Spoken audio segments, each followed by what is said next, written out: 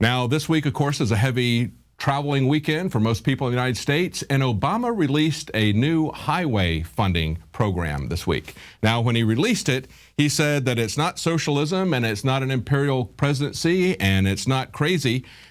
But I kind of remember a time when big spending bills and appropriations originated in the House like it did in the Constitution.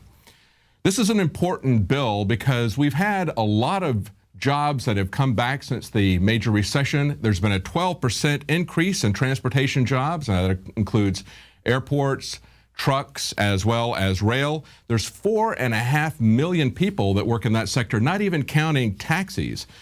But of course, as you look at these job figures, we know that they're constantly rigging the figures, they're constantly readjusting these figures. Still, it's a major portion of the economy.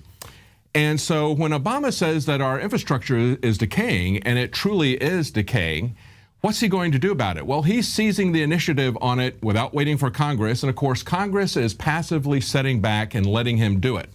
The mainstream media has been preparing the way for this for quite some time. For a number of weeks, they've been talking about increases in federal gas taxes, saying that they're going to increase it by 12 cents. 12 cents. No, it's actually 12 cents on an 18-cent base. That's a 67% increase in your gas taxes. And understand that when they increase the gas taxes with federal taxes, and everybody is aware there's going to be a jump at the pump, then they're going to increase it at the state level. And the companies that are providing gasoline to you are going to increase their prices. Everyone is going to say, including these transportation companies, that now their costs have gone up. So they're going to raise the costs everywhere. You're going to see a massive increase in inflation. But look at how they're going to pay for it. The only House involvement that we've got is a House plan to change tax structure that's coming from the House GOP. This is the Republican chairman of the tax writing House Ways and Means Committee. He unveiled a bold but politically hazardous overhaul of the nation's tax laws, according to the Washington Post. He's doing things like getting rid of all personal exemptions for you, for your spouse, for your dependents, no more credit for child care, no more deductions for medical bills, for state or local taxes. Any mortgage interest deductions will be taken away if the mortgage is worth more than $500,000. Now, that may sound like a lot, but I remember a time when the average or the median price of homes was 1/10 of what it is today.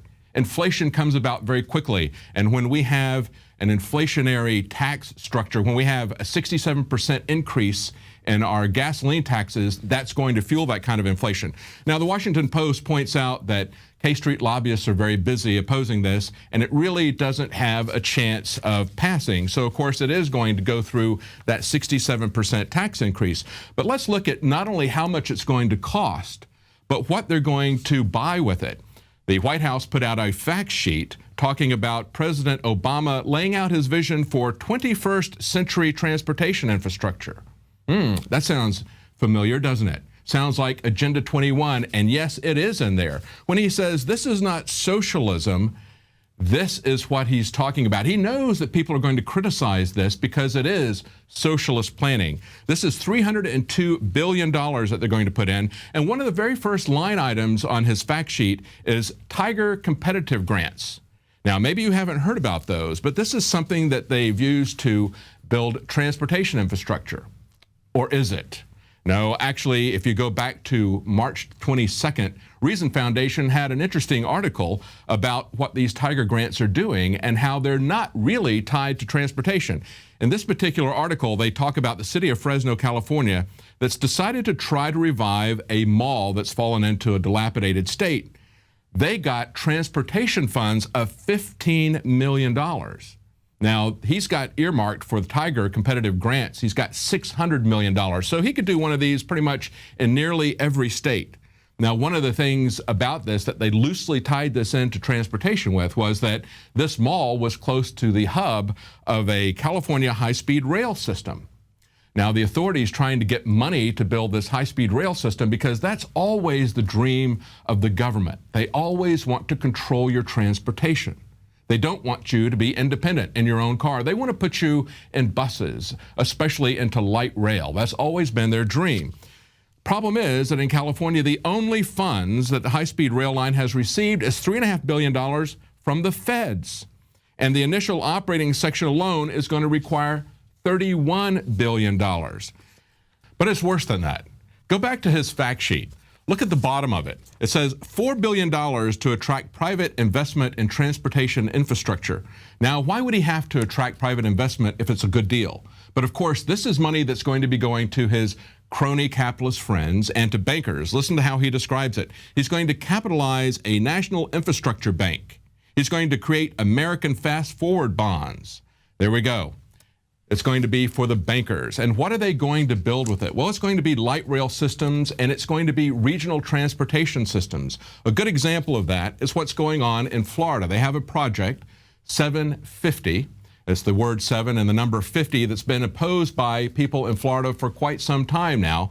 And the Palm Beach Post reported back on February the 4th of this year that the people were essentially up in arms. They had to call extra deputies. One was ejected from the Palm Beach County Commission meeting. Nearly 80 people showed up wearing red T-shirts to show solidarity, waving tiny American flags. They packed the county commission chambers because they're in opposition to this plan. Why? Because they said it's a giant step in the systematic erosion of property rights. Yes, exactly like Agenda 21. A mayor who went to one of their plans, a Mayor Craig Fletcher, who attended one of the briefings given by the proponents of 750, reported that city and county government would be less important. Only mega regions are important, just like in the EU. The 7 Florida counties that are part of the partnership would have someone to control them. They are not going to put up with the American education system, and he says, quote, fascism is the best form of government to implement these changes. That's what we're going to see with that. That's what Obama's plan is. It's corporate fascism, it's crony capitalism, it's paying off his big donors and the big banks to create Agenda 21 type of projects. This is, if you look at their own writings, they claim that it's going to have more jobs, better transit, climate response. Come 2060, a larger share of Southeast Florida residents will live in walkable districts linked to railroads, trolleys, bike rentals, and other transport options. Yes, that's what Obama's plan for 21st century transportation is about. It's simply Agenda 21, and he's doing it without the Congress. He's creating a $300 billion expenditure that is not originating in the House, as the Constitution says. He's going to do it, and he's going to have the grants, the Tiger grants, that he's going to allocate to his buddies. And he's selling it as a way to fix our decaying infrastructure. He's going to tell you that he's rebuilding the roads and the collapsing bridges.